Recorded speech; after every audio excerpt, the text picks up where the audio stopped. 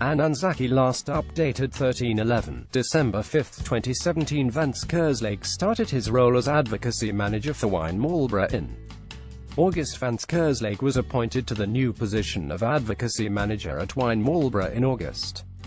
Since moving here with his family 3 years ago, Vance has been straight hopping to do contract work with the Ministry of Business, Innovation and Employment and the State Services Commission in Wellington. He sat down with reporter Ananzaki to discuss his new role. So what does this new position entail? The wine industry here in Marlborough has been experiencing some very spectacular growth.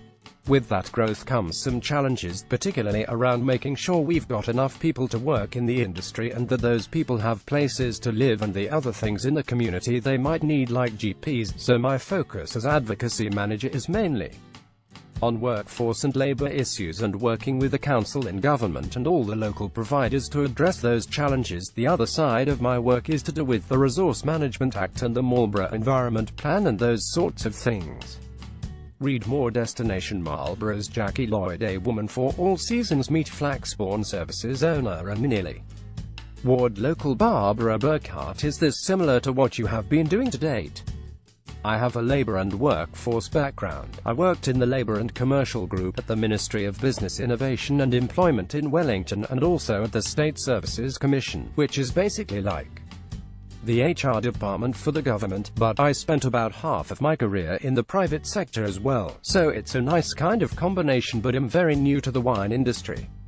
As wine Marlborough's first advocacy manager, what do you hope to achieve in your new role? I think there's a real good news story about the growth that the wine industry is experiencing and the opportunities that creates for local people and other New Zealanders.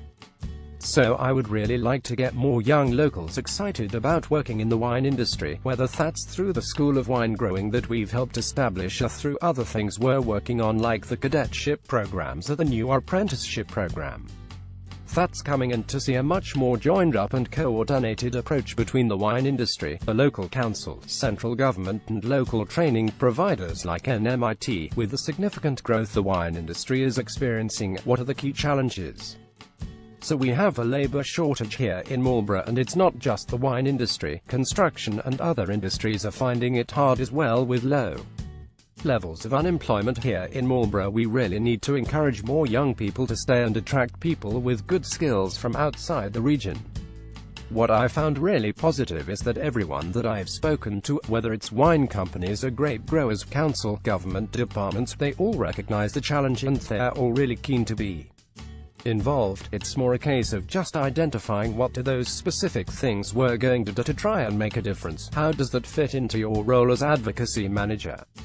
My main role is really working as a coordinator and an influencer in the glue that tries to hold all of that together, and the wine industry is really committed to solving these challenges.